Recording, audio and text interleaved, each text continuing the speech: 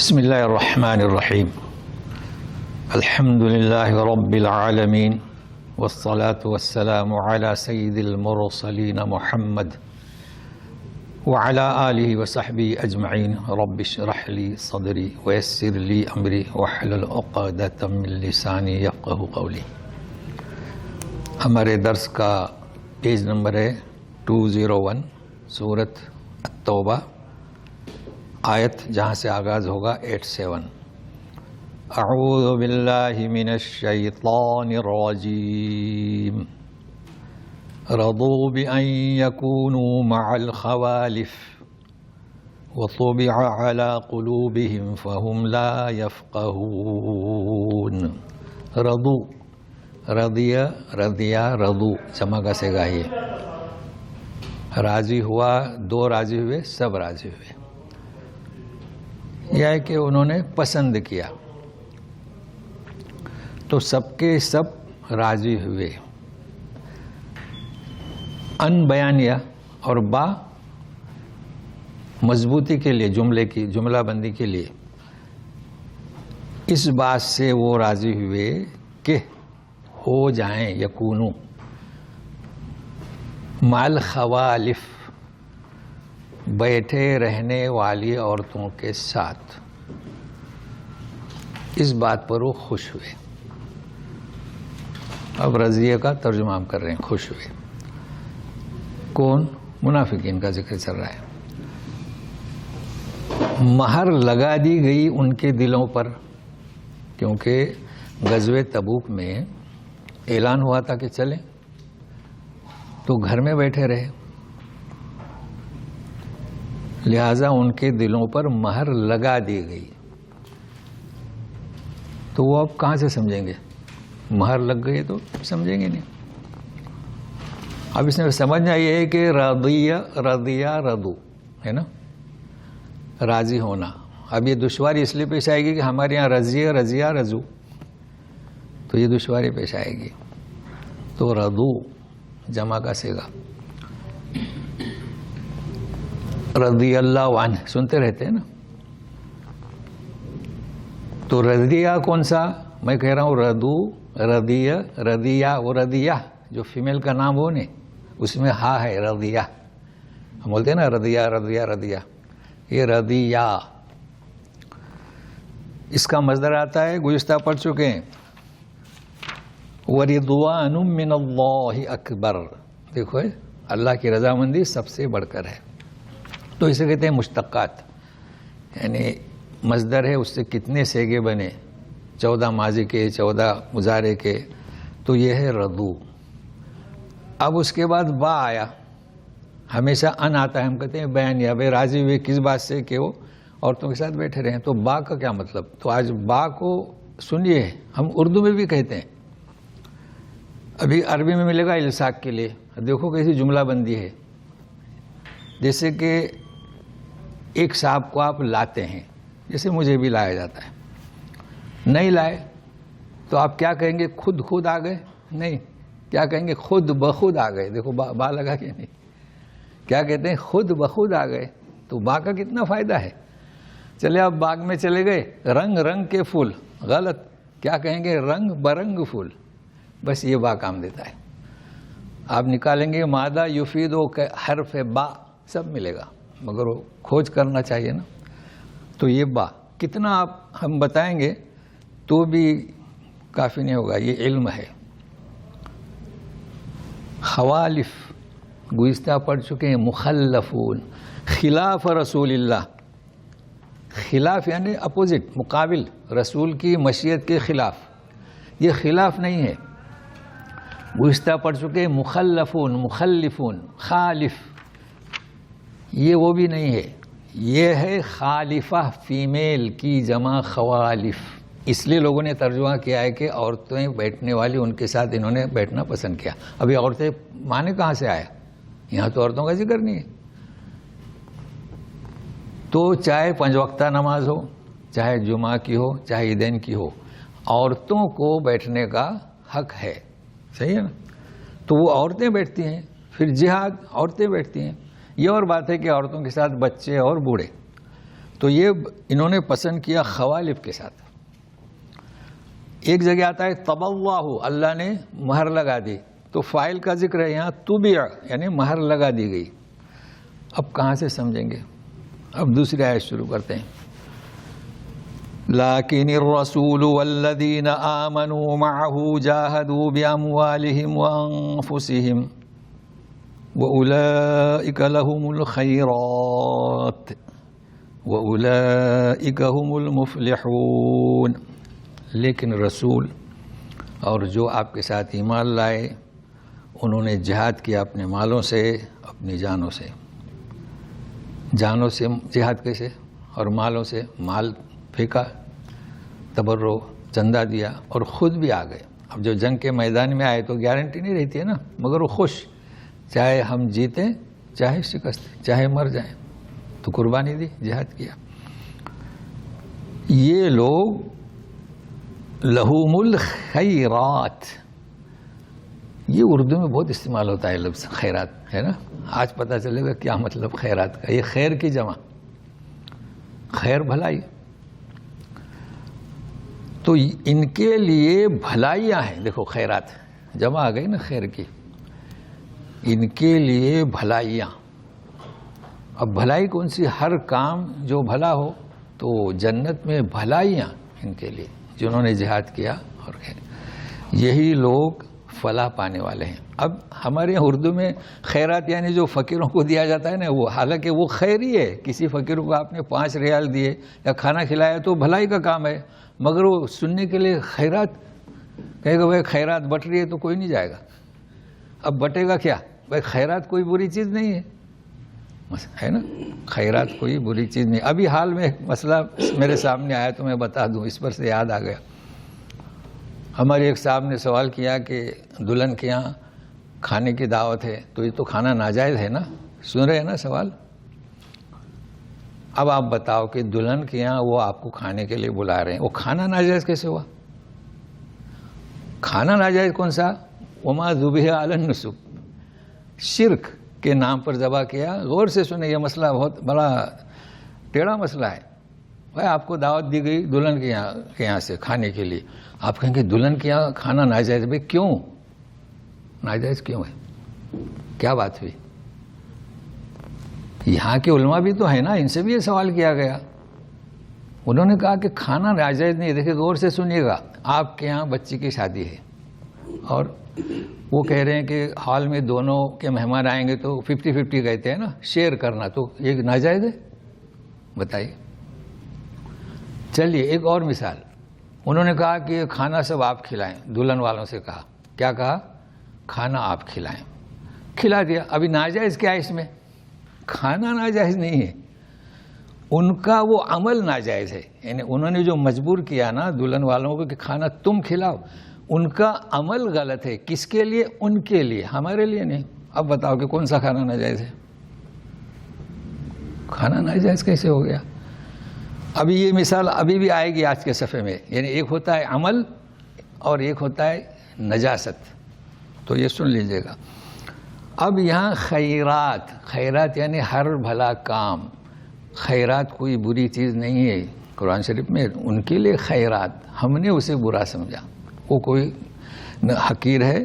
اور یہی لوگ فلاح پانے والے ہیں. فلاح کے بارے میں آپ کو بتا چکا ہوں. نجات اور چیزیں، نجات یعنی امتحان میں کامیاب ہوا، اور فلاح یعنی جیسے قد افلح المؤمنون اور حی علی کیا فلاح. جی اعد اللہ لهم جنات تجری من تحتها الانہار خالدین فیہا ذلک الفوز العظیم. تو ایسے لوگوں کے لیے اللہ تعالیٰ نے تیار کیا ہے باغات، بہیں گی نیچے سے نہریں، ہمیشہ اس میں رہیں گے. یہ بڑی کامیابی ہے. اوپر کیا کہا گیا؟ مفلحون. اب کیا کہا جا رہا ہے؟ بڑی کامیابی. تو فلاح اور فوز میں فرق ہے. فوز کسے کہیں گے؟ یہاں جو فریق ہوتے ہیں نا، فریق کو کیا بولیں گے؟ ٹیم کہتے ہیں نا، ٹیم، کرکٹ کی ٹیم. جی تو ایک ٹیم جیت گئی، اسے کہیں گے فاز. لیکن یہاں پر آپ غور سے سنیں، فلاح تو بالکل اعلیٰ، بالکل ٹاپ میں ہے فلاح، جنت. مگر فوز کے ساتھ عظیم لگا ہوا ہے. کیا لگا ہوا ہے؟ عظیم. پھر یہ کیا ہے فوز؟ وہی فلاح. تو ایک ہوتی ہے مفلحون اور دوسرا فوز العظیم. تو جب بھی فوز کہا گیا اس کے ساتھ عظیم کہا گیا. تو فلاح ایک ہی ہے. کون سی؟ جنت، آخری اعلیٰ درجے کی فلاح، حی علی الفلاح. اور فوز دو ہے، دنیا کی کامیابی، آپ نے بزنس کی کامیابی حاصل ہوئی، لیکن فوج کے ساتھ کیا لگا ہوا ہے؟ عظیم. تو یہ کون سی؟ فلاح. وَجَاءَ الْمُعَذِّرُونَ مِنَ الْأَعْرَابِ لِيُؤْذَنَ لَهُمْ وَقَعَدَ الَّذِينَ كَذَبُوا اللَّهَ وَرَسُولَهُ سَيُصِيبُ الَّذِينَ كَفَرُوا مِنْهُمْ عَذَابٌ أَلِيمٌ. جاء آیا، المعذرون عذر اردو لفظ ہے، عذر کرنے والے. تو اب جب فاعل بعد میں ہو، فعل پہلے ہو تو جاؤ نہیں آتا، جا سنگل، یہ قاعدہ ہے اور یہ دلیل. اگر معذرون پہلے ہوتا تو المعذرون جاؤ ایسا ہوتا.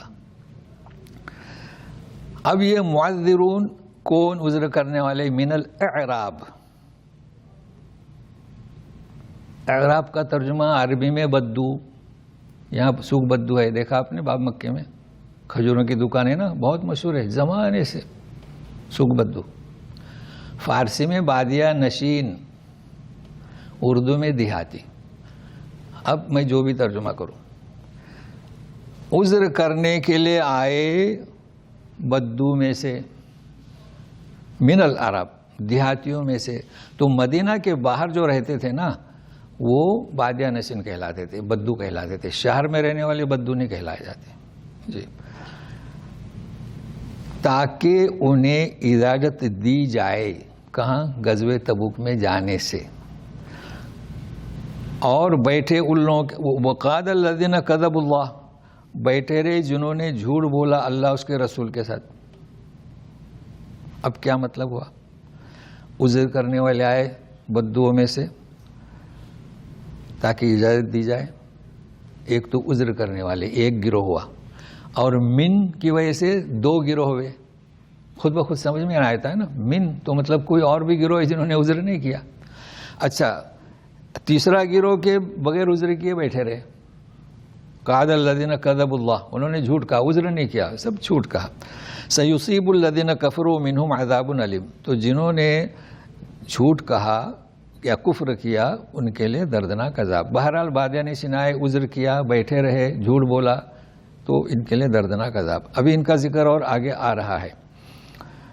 لیس علی الضعفاء ولا علی المرضى ولا علی الذین لا یجدون ما ينفقون حرج اذا نصحوا للہ ورسولہ ما علی المحسنین من سبیل واللہ غفور رحیم. اس کا پس منظر ہے، ایک صاحب آئے، نابینا تھے. کہا کہ اللہ کے رسول میں آ رہا ہوں جہاد میں. آپ نے منع کیا. بھائی نابینا کیا کرے گا؟ اس نے کہا میں کچھ تو خدمت کروں گا. اب کیا اس کے جذبہ کو دیکھے عبداللہ بن ام مکتوم نابینا تھے، مگر جب غزوہ تبوک گئے تھے تو مدینہ میں ان کو امیر قرار دے کر چلے گئے تھے، یعنی اپنا نائب، مگر ساتھ میں نہیں لے کر گئے. مگر دل ناراض، لوگ جھوٹ بول رہے ہیں اور یہ جانے کے لیے حجت کر رہے ہیں. تو فرشتے آ گئے. لیس علی الضعفاء حرج، ان پر کوئی حرج نہیں، ولا علی المرضى، اور نہ بیماروں پر. تو ضعفاء اور مردہ میں فرق ہے. ضعفاء یعنی کمزور، اتنی عمر ہو چکی ہے، ابھی نابینا ہونا بھی کمزوری ہے نا، یا لنگڑا ہو، لولا ہو، ہاتھ نہ ہو. اور مردہ یعنی وقتی طور پر بیمار. اب اس وقت کیا بیماریاں تھیں، بخار تو پہلے سے چلے آ رہے ہیں، تو ان پر کوئی حرج نہیں. تیسرا، اور نہ ایسے لوگ جو کچھ خرچ کے لیے جو ہے ان کے پاس نہ ہو. مطلب کیسے جائیں جنگ میں؟ توشہ تو ساتھ میں لینا پڑتا تھا نا، اور عقل سے سواری. پہلے سواری ایسی تھی کہ 4 مل کر ایک اونٹنی خریدتے تھے، اور باری باری، تو کچھ بھی نہیں ان کے پاس. تو وہ بھی نہ پہنچے تو کوئی حرج نہیں. یہ تو سمجھ گئے، لیکن اب سمجھنا ہے اذا نصحوا للہ ورسولہ. نصحوا، نصح، نصحا، نصحوا، نصیحت. اگر میں اس کا ترجمہ کروں کہ جب وہ نصیحت کریں اللہ کے لیے اور رسول کے لیے، تو نصیحت کا ترجمہ کیا؟ نصیحت کا ترجمہ بھلائی چاہنا. تو نصیحت کا لغت کے اندر معنی الخیر لغیرہ. کیا؟ الخیر لغیرہ، یعنی آپ کسی دوسرے کا بھلا چاہیں، اس کا نام کیا؟ نصیحت. تو جب آدمی نصیحت کرتا ہے نا تو کسی کا بھلا چاہتے ہو نا، دیکھیے بھائی صاحب آپ ایسا نہ کریں، تو دوسرے کے لیے، اس کا نام کیا؟ نصیحت. لیکن یہ تو آسان ہے سمجھنا. شیطان نے بھی نصیحت کی تھی، وہ جھوٹی تھی حضرت آدم و حوا کو. اب یہاں پر نصیحت اللہ کے لیے کیسے اور رسول کے لیے، اسے سمجھنا ہے. تو میں حدیث لائے ہوں آپ کے لیے. دیکھیے حدیث راوی ہے تمیم داری اور حدیث صحیح. وہ کہتے ہیں کہ نبی کریم صلی اللہ علیہ وسلم نے فرمایا الدین النصیحہ، الدین النصیحہ، الدین النصیحہ. یہ ہے کہ الدین النصیحہ، الدین 3 دفعے. کیا مطلب؟ دین کیا؟ نصیحت. دین یعنی کیا؟ نصیحت. جیسے کہ فرمایا تھا الحج عرفہ. حج کیا؟ عرفہ. مطلب عرفہ میں آپ گئے تو آپ کا حج ہو گیا. دوسرے ارکان تو بدل ہے، تاخیر ہے نا، لیکن اس میں تاخیر نہیں. تو ظاہر ہے کہ جب 3 دفعے کہیں گے تو قلنا لمن یا رسول اللہ،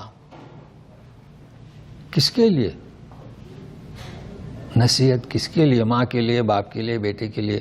تو جواب ملا کہ للہ نمبر 1، ولی کتابہ نمبر 2، ولی رسولہ 3، ائمۃ المسلمین 4، عامتہم 5. اب کیا مطلب اس کا؟ ہمیشہ ہم آمنت باللہ و ملائکتہ و کتبہ، رسول سے پہلے کتاب کا ذکر آتا ہے. تو اللہ کے لیے کیا بھلائی؟ بھائی اللہ کے لیے بھلائی یہ ہے کہ اللہ تعالیٰ کی توحید کو قبول کیا جائے، اللہ تعالیٰ کی جس میں رضامندی اسے قبول کیا جائے. تو یہ اللہ کے لیے خیر ہوا. بھائی اللہ چاہتے ہیں آپ توحید پرست ہوئے، شرک سے بچے، تو خیر ہوا کہ نہیں؟ ہمارے لیے خیر ہوا. یہی کتاب کے لیے دوسرا درجہ کون سا؟ اللہ کی کتاب. اس کے لیے آپ خیر کا پہلو کریں، اس میں جو خیر آپ کو جتنا مل سکے دوسروں کو پہنچائیں، مطلب اس کا حق ادا کریں کتاب کا. اب اس کے کئی پہلو ہیں. قرآن شریف کی تلاوت ہے، تجوید ہے، معانی ہے، مفہوم ہے. جو ہم کر رہے ہیں کتاب کے لیے خیر کر رہے ہیں. رسول کی اطاعت کریں، رسول کی رضامندی حاصل کریں. ائمۃ المسلمین، اس کا ذکر ہے کہ اطیعوا اللہ و اطیعوا الرسول اولی الامر منکم. تو مسلمانوں کی جو ائمہ ہے، ائمہ سے مراد جو ذمہ داران ہیں، عمرا یہاں کے حکما، بادشاہ، وزیر، یا کہ مفتیان کرام جو بھی ہیں، علماء، شیوخ، ان کے لیے بھی آپ خیر چاہیں. اور پھر عامتہم، عام لوگ. یہ تو ایسا نہیں کہ ہم تو بس امیر کے پاس جاتے ہیں اچھے اور عام لوگوں کو چھوڑ دینے، عوام کی بھی، عام کی جو عوام. تو اسے کہتے ہیں اذا نصحوا للہ ورسولہ. اور یہ حدیث بہت عظیم حدیث ہے کہ الدین النصیحہ، الدین النصیحہ. تو ہر ایک کے لیے آپ کچھ بھی بھلا کام کریں گے یہ نصیحت ہے. کوئی زبانی کہنا ضروری نہیں، ہر کام جو خیر ہو دوسرے کے لیے، اس کا نام کیا؟ نصیحت. ما علی المحسنین من سبیل. سبیل کے معنی کیا؟ یعنی کوئی گرفتاری نہیں، کوئی الزام نہیں. تو جو نیکوکار ہوں، ہمیشہ خیر کا کام کرتے ہوں، نصیحت کا کام کرتے ہوں، ان پر کوئی گرفتاری نہیں، کیونکہ یہ پہنچے نہیں عذر ہونے کی وجہ سے، مگر ان پر کوئی گرفت نہیں. واللہ غفور الرحیم. اللہ تعالیٰ غفور الرحیم ہے. اب غفور الرحیم کی ان کا تو کوئی قصور نہیں، لیکن پھر بھی خطائیں وغیرہ ہوتی ہیں. اللہ تعالیٰ کی مغفرت اور رحمت ہے. مزید سنیے گا. اور کس پر نہیں؟ وَلَا عَلَى الَّذِينَ إِذَا مَا أَتَوْكَ لِتَحْمِلَهُمْ قُلْتَ لَا أَجِدُ مَا أَحْمِلُكُمْ عَلَيْهِ تَوَلَّوْا وَأَعْيُنُهُمْ تَفِيضُ مِنَ الدَّمْعِ حَزَنًا أَلَّا يَجِدُوا مَا يُنْفِقُونَ. اور نہ ان پر جو آتے ہیں آپ کے پاس، اذا ما اتوک، جب آپ کے پاس وہ آتے ہیں رسول کے پاس، کیوں؟ لتحملہم، حمل تو حمالی نہیں، یہاں آپ ان کو بٹھائیں، تو کس پر بٹھائیں؟ اونٹنی پر، گھوڑے پر. تو اس کے معنی کیا کیے؟ تاکہ آپ انہیں کوئی سواری دیں، ہے نا. لتحملہم، اونٹنی پر بٹھائیں، سواری دیں. انہوں نے یوں کہا کہ ہمارے پاس سواری نہیں ہے. قلت، تو اے رسول آپ نے یوں فرمایا، لا اجد ما احملکم علیہ، میرے پاس کچھ نہیں کہ میں اس پر آپ کو بٹھاؤں. اب بتاؤ، ان پر جہاد میں جانا فرض ہے؟ ان پر بھی کوئی حرج نہیں. لیکن ابھی سنیے، تولو، وہ پلٹے. اس کے پہلے منافقین کے بارے میں بھی آیا ہے، پلٹے. وہاں پر ہے وہم معرضون، مخالفت کرتے ہوئے پلٹے. یہاں کیا ہے؟ وہ تولو واعینہم تفیض من الدمع، آنکھوں سے آنسو بہ رہے ہیں. تو یہ بھی تولو، وہ بھی تولو. وہ انحراف کرتے ہوئے لوٹے منافقین. یہ کیسے لوٹ رہے ہیں؟ تاکہ اللہ کے رسول نہ دیکھیں، آنسو بہ رہے ہیں. اب بتائیے، اللہ تعالیٰ غفور رحیم ہے کہ نہیں؟ کوئی حرج نہیں. حزنا، کیا ہے؟ حزنا. ہاں، تو وہ جو ان کو دکھ ہے، وہ جو غم ہے، اس کی وجہ سے اللہ یجدوا ما ينفقون، اس بات کا حزن کہ انہوں نے نہیں پایا جسے وہ خرچ کر سکے. اب یہاں میں کیا بتانا چاہتا ہوں آپ کو، اس آیت کو نوٹ کریں. اذکار کی اردو پرنٹ کی کتاب لیں، اردو پرنٹ سے مراد جو ہمارے انڈیا کی ہے، تو اس میں ملے گا اللہم انی اعوذ بک من الحزن. عربی پرنٹ نکالیں تو اس میں ملے گا اللہم انی اعوذ بک من الحزن. اب صحیح کون سا؟ حزن. سمجھ رہے ہیں نا؟ کیونکہ جو حزن کے معنی ہے وہ حزن کے نہیں. بھائی قرآن شریف میں حزن لکھا ہے. اب چونکہ پہلے عبارت پر حرکت نہیں تھی، وہ تو قرآن شریف پہ لگا دیے گئے، عربی کتابوں میں نہیں ہے نا. تو ہمارے علماء نے، ہندوستان کے علماء نے جو سمجھا انہوں نے لکھ دیا. تو حزن بھی آپ کہیں گے دعا ہو گئی، لیکن جو معنی اور مفہوم جو حزن کا ہے وہ حزن میں نہیں ہے. اب ہم کیا بتانا چاہتے ہیں کہ اب صحیح کون سا؟ صحیح وہی ہے جو عربوں نے لکھا، جو عرب پڑھ رہے ہیں. اگر آپ میں یہ زعم ہے کہ نہیں ہمارے علماء نے جو لکھا وہ صحیح ہے، تو این خیالست و محالست و جنوں، یہ آپ کا خیال ہے، یہ محال ہے، یہ جنوں ہے. ایسا ہو سکتا ہے کہ جو عربی زبان والے ہیں وہ غلط لکھیں اور ہم اردو والے صحیح لکھیں؟ نہیں. تو آپ فالو کس کو کریں؟ اسے کریں. اگر آپ کو یاد ہے تو آپ کوشش کریں، سمجھائیں بچوں کو. اللہم انی اعوذ بک من الحزن. ٹھیک ہے. انما السبیل علی الذین یستأذنونک وهم اغنیاء رضوا بأن یکونوا مع الخوالف وطبع اللہ علی قلوبهم فهم لا يعلمون. انما یعنی محض، سبیل یعنی الزام، گرفت ان لوگوں پر ہے جنہوں نے یستأذنونک. کیا ہے یستأذنونک؟ اب رمضان شریف بھی قریب آ رہے ہیں، نہ کہ یستأذنونک، نہیں، تو انشاءاللہ نورانی قاعدہ سب سنیں گے نا پابندی سے تو کافی چیزیں ملے گی. مجھے بڑی خوشی ہوئی کہ ہمارا سلسلہ جاری رہے گا. کیا؟ جو آپ سے اجازت چاہتے ہیں وہ ہم اغنیا، مالدار ہونے کے باوجود اجازت چاہتے ہیں، ان پر گرفت ہے. رضو، راضی ہو گئے، خوش ہو گئے. بأن یکونوا مع الخوالف، بیٹھنے والی عورتوں کے ساتھ بیٹھنا. طبع اللہ علی قلوبہم، یہاں دیکھو اوپر ہے وہ طبع علی قلوبہم، یہاں کیا ہے؟ طبع اللہ علی قلوبہم. فائل یہاں سامنے ہے کہ ان کے دلوں پر اللہ نے مہر لگا دی، مگر وہ اس چیز کو نہیں جانتے. پہلے کیا بیان کیا، وہ کہاں سے سمجھیں گے؟ اور یہاں جو مہر لگی اسے وہ نہیں جانتے، علم نہیں ان کو. اب مزید سنیے گا. ہمارے یہاں تو پارا شروع ہو گیا کہیں گے نا تقریباً. یہاں تو پارا ویرا کچھ ہے ہی نہیں، بس لکھا ہوا ہے لیکن اصل پارے کا کچھ نہیں ہے، بلکہ سورہ اور آیت. یعتذرون الیکم اذا رجعتم الیہم قل لا تعتذروا لن نؤمن لکم قد نبأنا اللہ من اخبارکم وسيرى الله عملكم ورسوله ثم تردون إلى عالم الغيب والشهادة فينبئكم بما كنتم تعملون. ترجمہ تو اس کا یہ ہے کہ وہ عذر کریں گے. دیکھو یاترون فیوچر میں، رضو ماضی، عذر کریں گے آپ سے جب تم لوٹو ان کی طرف. فیوچر کی بات ہو رہی ہے. تو کہہ دو کہ عذر مت کرو پیش، ہم ہرگز تمہاری بات نہیں سنیں گے، یقین نہیں کریں گے، اللہ نے ہمیں خبر کر دی. اس طریقے سے یہ آیت شروع ہو رہی ہے. پھر اللہ اور اس کا رسول ان کے معاملے کو دیکھے گا. پھر تم لوٹائے جائے گے جو عالم غیب و شہادہ ہے، تو وہ تمہیں باخبر کر دے گا. اگر آپ کو ایسی آیت دیکھیے، سورہ آپ دیکھیں گے تو ملے گا، کوئی لکھے گا کہ مکی، کوئی لکھے گا مدنی، ہے نا، مختلف ہے. عربی نکالو تو وہ گا مدنی، اردو پر نکالو تو مکی.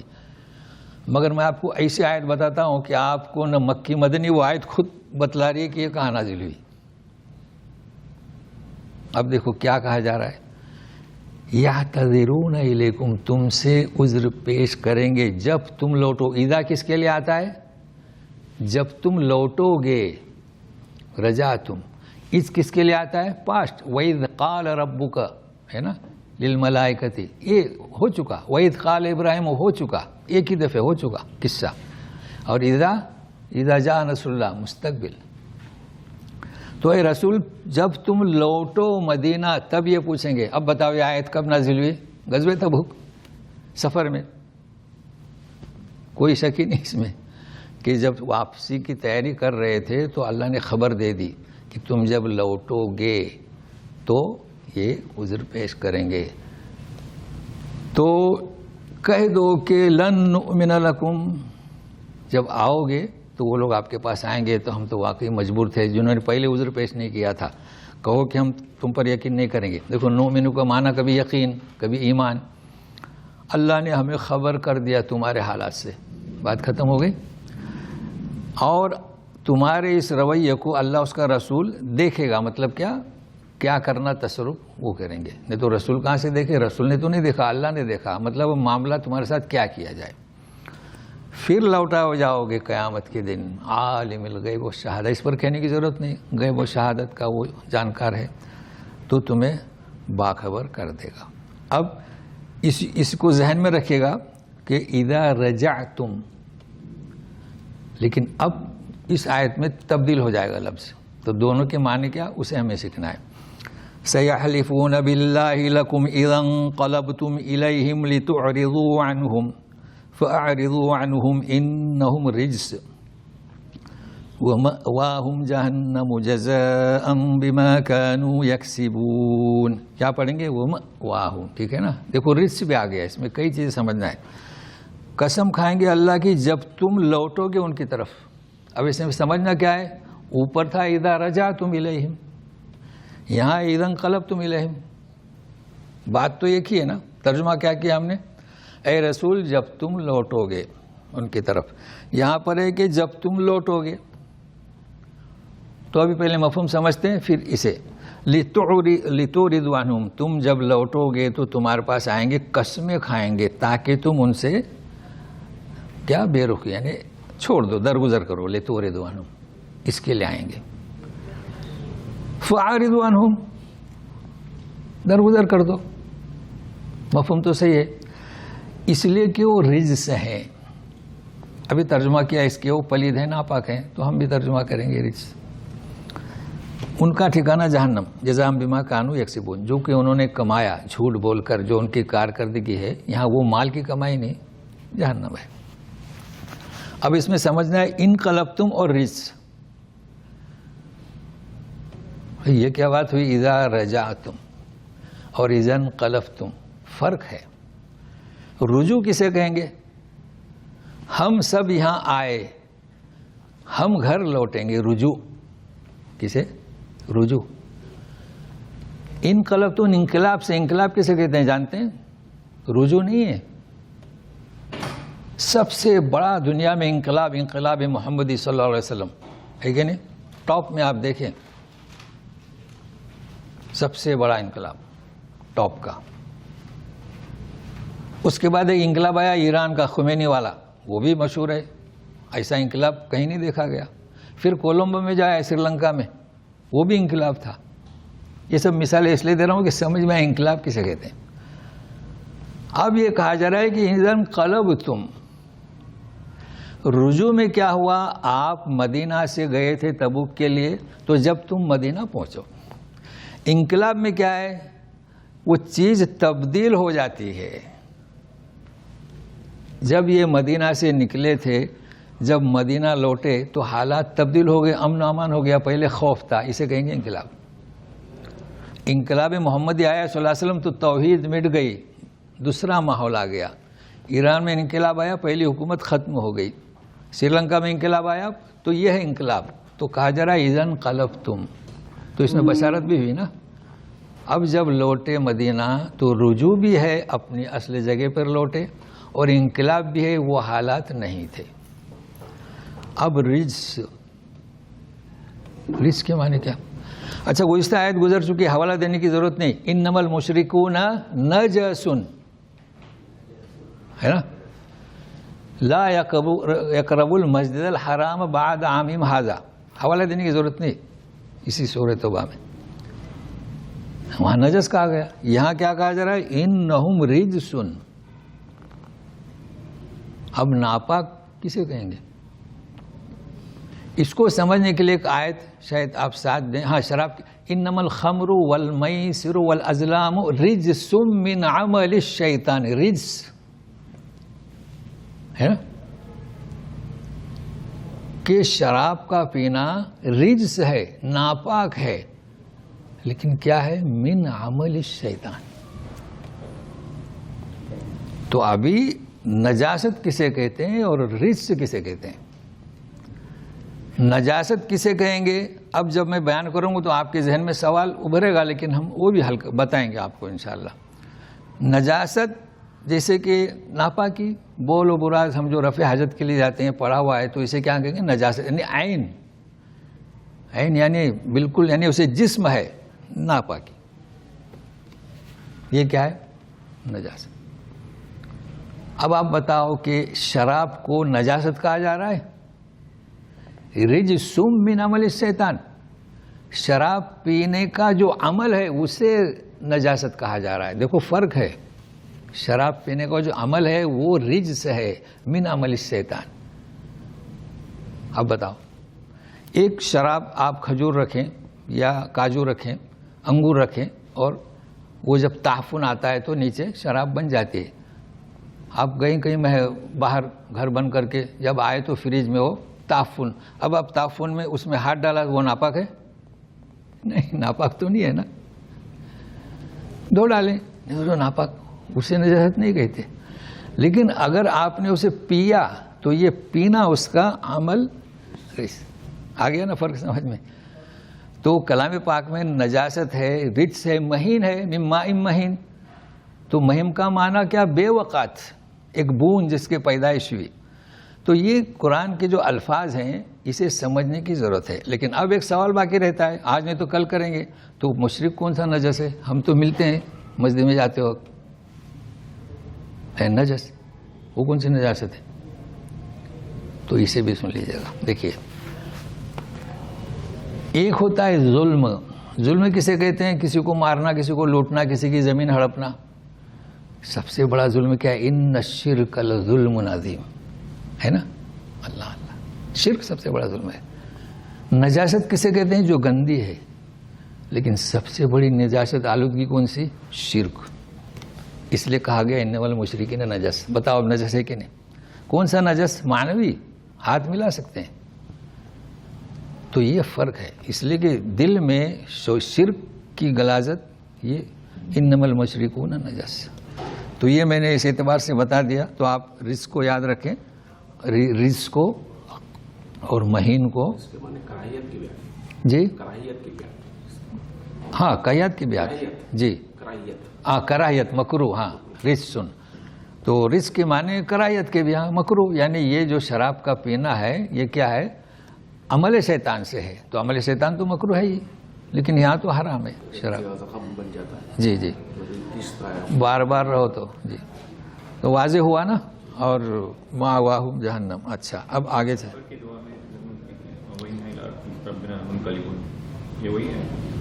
ہاں بولو، دعا پڑھو. وَإِنَّا إِلَىٰ رَبِّنَا لَمُنْقَلِبُونَ، ہم اس کی جانب سے لوٹنے والے ہیں. مطلب حالت تبدیل ہو جائے گی نا. جب آپ سفر کو جائیں گے تو سفر میں کس قدر تکلیف ہے، لیکن جب سفر سے لوٹیں گے تو اس کی وجہ سے ہمارے حالات تبدیل ہو جائیں گے. تو سفر کیا ہے؟ ایک جہنم کی کڑی ہے. کبھی بھی آپ دیکھیں، چاہے پلین میں جائیں ٹرین میں جائیں، وہی منقلبون. آگے چلیں. يحلفون لكم لترضوا عنهم فإن ترضوا عنهم فإن الله لا يرضى عن القوم الفاسقين. وہ قسم کھائیں گے تمہارے لیے تاکہ تم ان سے راضی ہو جاؤ. قسمیں کھائیں گے. اگر تم راضی ہوئے ان سے تو سن لو کہ اللہ تعالیٰ فاسق قوم سے راضی نہیں ہوتا. مطلب کیا کہ آپ اللہ کے رسول کیوں راضی ہوں گے؟ نہیں ہوں گے راضی. الاعراب اشد کفرا ونفاقا وَأَجْدَرُ أَلَّا يَعْلَمُوا حُدُودَ مَا أَنزَلَ اللَّهُ عَلَى رَسُولِهِ وَاللَّهُ عَلِيمٌ حَكِيمٌ. الاعراب بادیہ نشین، بدو، دیہاتی، کفر میں اور نفاق میں زیادہ سخت ہیں. میں کیوں زیادہ سخت؟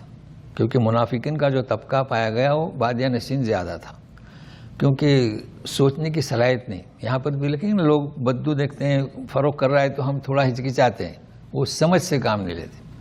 مگر ایک چیز اور بیان کی جا رہی ہے، سنیے. وہ اجدرو اس لائق ہیں کہ نہ جانے حدود جو اللہ نے جو اتری ہے اللہ نے اس کے رسول پر.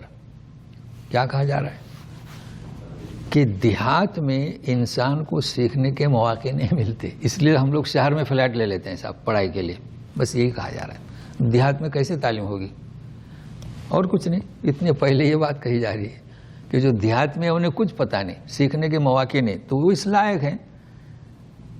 لیکن اللہ تعالیٰ خوب جانتا اور خوب حکمت والا ہے کہ انہوں نے جو رسول کی بات کا جو انکار کر رہے ہیں وہ کیوں کر رہے ہیں. اللہ تعالیٰ تو صاحب علم ہے، صاحب حکمت ہے. تو یہاں بادیہ نشین، بدو، دیہات میں رہنے والوں کے حالات کو بیان کیا گیا کہ یہ سخت سے سخت ہوتے ہیں. آپ بھی کبھی جائیں، شہر کے لوگ سمجھدار ہوتے ہیں، دنیا دیکھتے ہیں نا، اور دیہات میں کچھ اصلاح کرنا چاہو تو سخت، کوئی پرانا ذہن. وَمِنَ الْأَعْرَابِ مَن يَتَّخِذُ مَا يُنفِقُ مَغْرَمًا وَيَتَرَبَّصُ بِكُمُ الدَّوَائِرَ عَلَيْهِمْ دَائِرَةُ السَّوْءِ وَاللَّهُ سَمِيعٌ عَلِيمٌ. کچھ دیہاتوں میں سے دیکھو اللہ تعالیٰ ہمیشہ کہہ رہے ہیں من العراب، من العراب. کچھ صحیح تھے کہ جو کچھ خرچہ کرتے ہیں اس کو مغرم یہاں آپ کا کبھی تاوان لگ گیا نا، پیپر ملا مرور کا، تو آپ کیا کہتے ہیں؟ غرامہ. وہی ہے یہ، اس لیے کوئی سمجھنے میں دشواری نہیں. یہ سیگے بن گئے مشتقات. اور ایک گرام وہ اور ہے، بمہر مبلغہ 50 و 80 گرام. وہ گرام ہے، یہ گرام ہے نا تاوان، کیا بولیں گے؟ پینلٹی. تو یہ سمجھ جو خرچہ کرتے ہیں اسے تاوان سمجھتے ہیں، ٹیکس. وَيَتَرَبَّصُ بِكُمُ الدَّوَائِرَ، دوائر یعنی گردش زمانہ کا انتظار کرتے ہیں تمہارے لیے. تربص یعنی کیا؟ آئندہ کبھی گردش ہوگی تو آپ نے آرڈر دے دیا بھائی چکن لاؤ، فرائی لاؤ، اسے انتظار کہیں گے. اور کسی کے اوپر مصیبت کب آئے یا کب مرے اسے کیا کہیں گے؟ تربص. بتلا دیا تھا نا، انتظار فوری، اور تربص زمانہ گردش کرے گا. تو یہ انتظار کرتے ہیں تمہارے لیے کہ زمانہ گردش کرے اور تم تباہ ہو جاؤ. تو فرق ہوا نا، انتظار اور تباہ. علیہم دائرۃ السوء، برے زمانے کی گردش ان پر، وہ بھی ابھی فوری نہیں، جب موقع ملے گا. واللہ سمیع علیم، اللہ تعالیٰ تو خوب سنتے ہیں، خوب صاحب علم ہے. وہ جو کہہ رہے ہیں ان پر الٹا مار دیا جائے گا. وَمِنَ الْأَعْرَابِ مَن يُؤْمِنُ بِاللَّهِ وَالْيَوْمِ الْآخِرِ وَيَتَّخِذُ مَا يُنفِقُ قُرُبَاتٍ عِندَ اللَّهِ وَصَلَوَاتِ الرَّسُولِ أَلَا إِنَّهَا قُرْبَةٌ لَهُمْ سَيُدْخِلُهُمُ اللَّهُ فِي رَحْمَتِهِ إِنَّ اللَّهَ غَفُورٌ رَحِيمٌ. ہاں کچھ اعراب اچھے بھی ہیں. دیکھیں، یؤمن باللہ والیوم الآخر، آخرت کے یقین رکھتے ہیں. اور وَيَتَّخِذُ مَا يُنفِقُ، اب دیکھیے وَيَتَّخِذُ جو خرچ کرتے ہیں اس کو قربات عند اللہ، اسے قربت کا ذریعہ سمجھتے ہیں. قربتن سے قربات کسے سمجھتے ہیں؟ جو مال خرچ کرتے ہیں اسے قربت کا ذریعہ سمجھتے ہیں. وَصَلَوَاتِ الرَّسُولِ، یہ صلوات، صلات کی جمع، صلاۃ کے معنی ان اللہ ملائکۃ یصلون علی النبی، اللہ تعالیٰ رحمت بھیجتا ہے، فرشتے رحمت کی درخواست کرتے ہیں اور ہم کیا کرتے ہیں؟ درود پڑھتے ہیں. تو ابھی صلوات الرسول کیا ہو سکتا ہے؟ رسول کی عنایتیں، رسول کی بخششیں. کتنے صلاۃ کے معنی ہیں؟ ہم پڑھتے ہیں صلاۃ الجنازہ. صلاۃ الجنازہ یعنی کیا؟ جنازے کے لیے دعا کرنا. تو رسول کی عنایتیں، جو قربات اندلا و صلوات رسول، رسول کی عنایتیں، ٹھیک ہے نا. الا سنو انہا قربت لہم، یہ ان کے لیے قریب ہونے کا ذریعہ ہے. کیا؟ جو خرچ کرتے ہیں اور رسول کی عنایتیں. سیدخلہم اللہ فی رحمتی، اللہ تعالیٰ انہیں اپنی رحمت میں داخل کر دے گا. الا اللہ غفور الرحیم. اب دیکھیے کیا کہا جا رہا ہے. وسیلہ کس کا؟ قربات، رسول کی دعائیں لے لو، وسیلہ ہوا. یوں کہا گیا.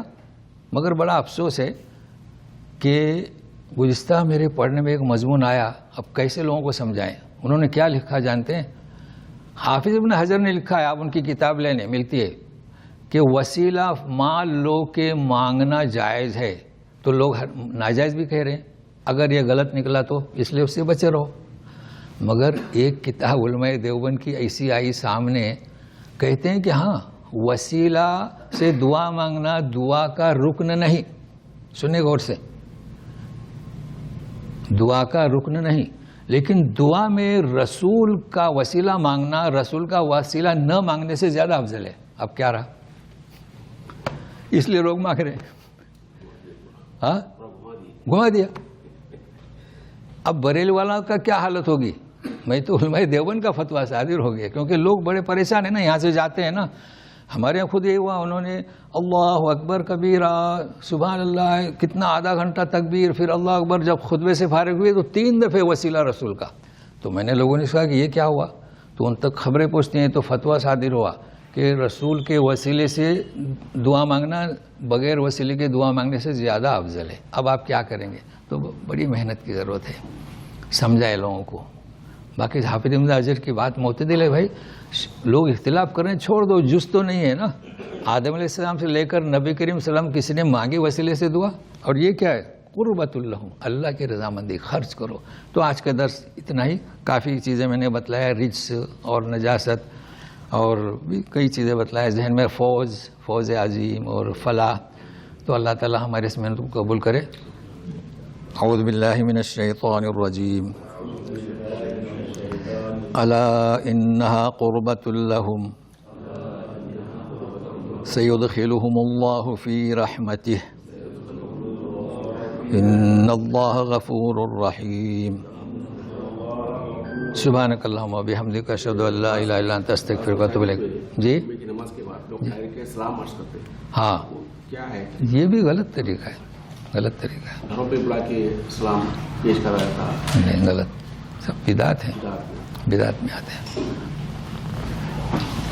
محنت کریں، اپنے گھر سے محنت کریں بس. اچھا